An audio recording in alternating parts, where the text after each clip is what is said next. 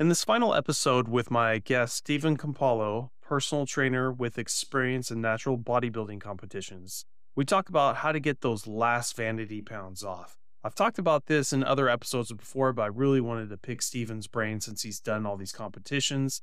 He talked about having a healthy mindset first before doing this because of some of the negative impacts that can happen staying that low in body fat. So as long as you know this and you're interested, stay tuned for his thoughts. How's it going? This is Brad Williams with Over 40 Fitness Hacks, the podcast where I help you, being over 40, to fight the aging process without giving up your social life. I've been a personal trainer and gym owner for over 14 years, and I specialize in helping the over 40 crowd get to their goals. If you need a little bit of guidance, check out my show notes. I have a link to schedule a free 15-minute Zoom call, and you can ask all the questions you want. But enough of that. Let's get on with the episode. This is part 3 of an interview I did with fellow personal trainer Stephen Campolo. If you'd like to catch up, just go back a couple episodes.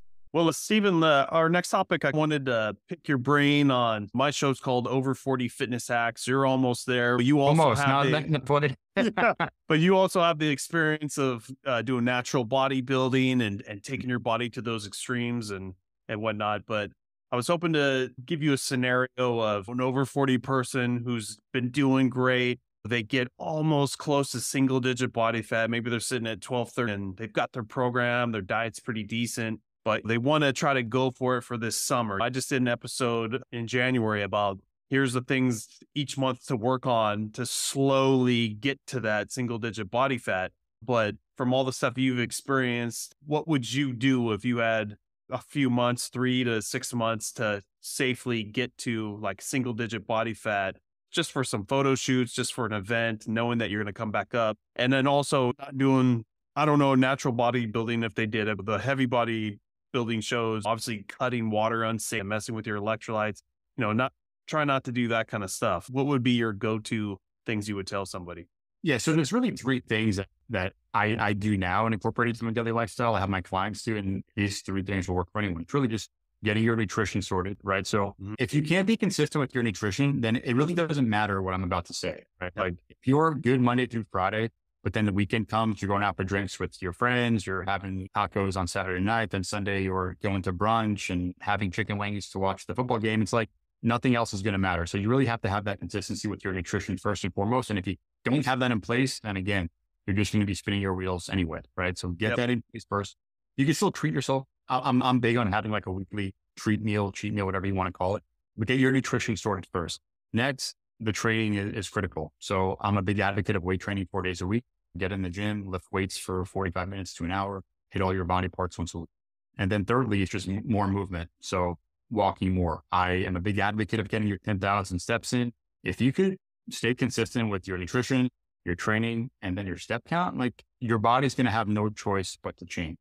And then once you can be consistent with all of those things, then we can look at things like, how are you sleeping? Are you getting enough sleep, right? How's your hydration? Are you drinking enough water?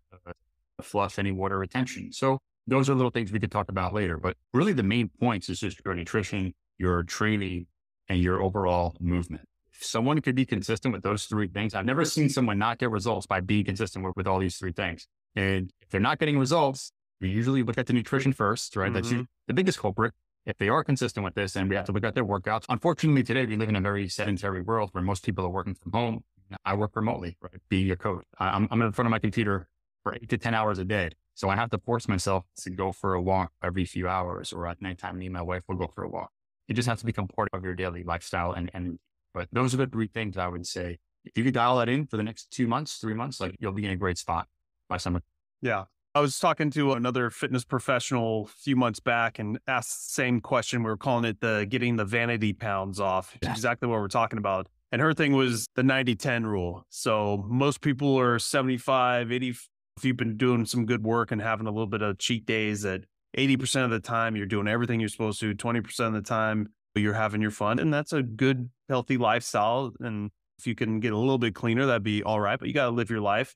And that's the thing is if you want this, you got to switch it to the 90-10 or the 95-5 and do everything you said. If you're working out 3 days a week, you got to bump it up one more day. If you're doing a walk every other day, you got to walk every day and then just clean up your nutrition just a little bit more. You still don't have to give up everything, but that's why I like having a few months to work towards a goal like this, because you don't have to aggressively do everything all in 1 month. You can play it out, see how it goes, and then slowly tweak it a little tighter. Or maybe you're doing so great, you just hold the status quo. So, Also, too, I think when it comes to losing like the last 5 to 10 pounds, that's really your stubborn fat area, right? yeah, Like for men, usually it's the lower belly. It's like squeezing that little bit where it's like, man, I can't get rid of this, or the lower back fat, right? It's like that yeah, last little bit that just won't go away. For females, it's usually the legs, right? Like the inner thighs, the outer thighs. It's like that last little bit.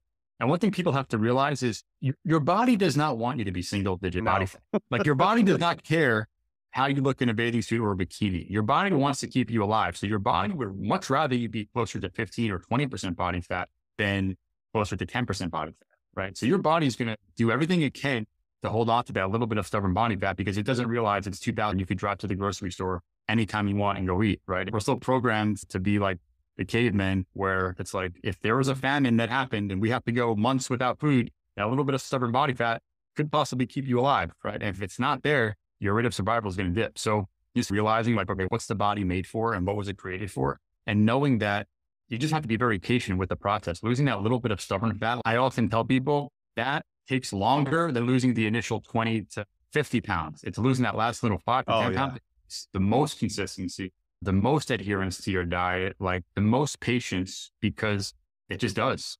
And if you can't stay patient or you can't stay consistent, then it's going to be there for a while. yeah.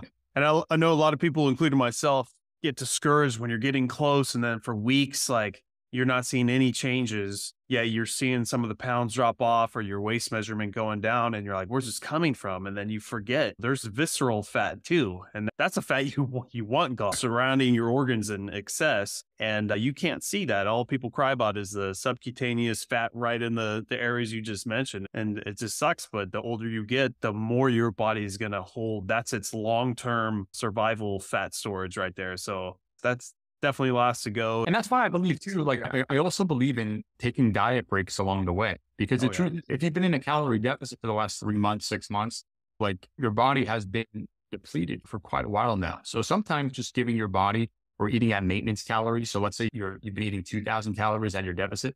Well, maybe just go into 2500 or maybe 3000 calories for a week or two, just to tell your body like, hey, we're good, or we have enough food, we're not starving.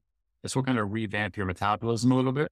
This way, when you go back into your calorie deficit, you'll see a little bit quicker results and you'll break through that plateau, right?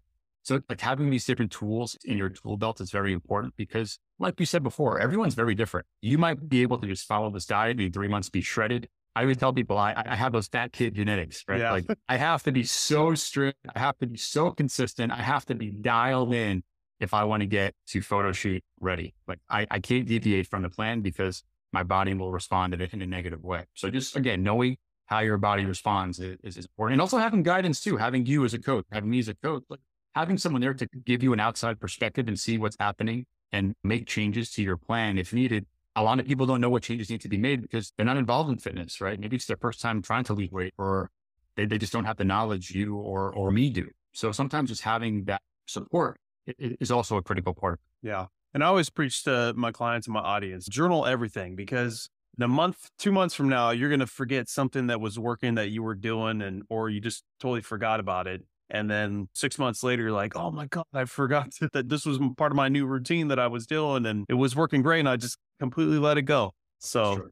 yeah, I've got everything written down as far as diet, workouts, all those different philosophies, and even a list of stuff because part of my job doing my podcast is just trying out new stuff too, a Yeah. little bit of small level biohacking. So Yeah, it's funny. I recently just got into sauna and cold plunging. Over the last year, I looked at it like, what are they throwing at people now? Oh, now a cold plunge is this miracle thing, or now the sauna, or going back from the sauna to the cold plunge. Now that's like the thing that's going to help people, right? And I gave it a shot a few months ago. I'm like, let me just try it, right? If I feel good, maybe I'll do it. If I didn't get any benefit from it, then I just won't do it. But I've seen some benefit to it and I feel good when I do it. So now after I work out, I'll go in the sauna for 15 minutes before I jump in the shower. And I just feel better leaving the gym. So again, the more advanced you get on your journey or the longer you're on your fitness journey, I always tell people have fun with it. Like if you're in a mindset where you hate doing this, or you're miserable going to the gym, or you're miserable following a diet, that's not how it should be. Your fitness lifestyle should bring value to your life and should enhance your life and make it better. You yep. shouldn't feel more miserable or more depressed by going through this, right? So find the things you enjoy. It doesn't always have to be in the gym. If you enjoy playing tennis, basketball, running, like there's so many things you could do outside the gym to where you could enjoy your life too. So, but yeah, I've enjoyed just trying different things out along the way as well. Yeah. And my whole philosophy and I was doing cold plunging for November through December and iffy on doing it long term, but my whole philosophy on stuff is we don't have too much long-term research on all these different philosophies or supplements or diet habits. So my philosophy is first, feel good while you're doing it.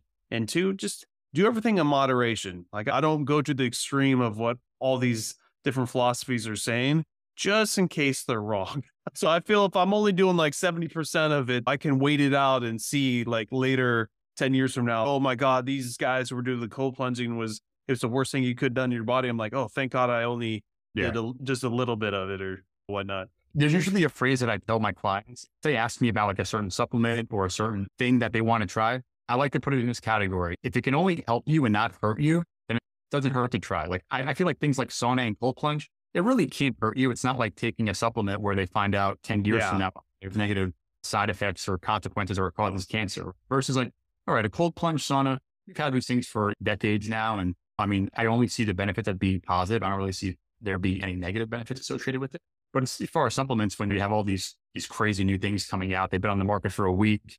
I'm like, probably not the best idea, right? Let's come back to that in a decade when they've done some research.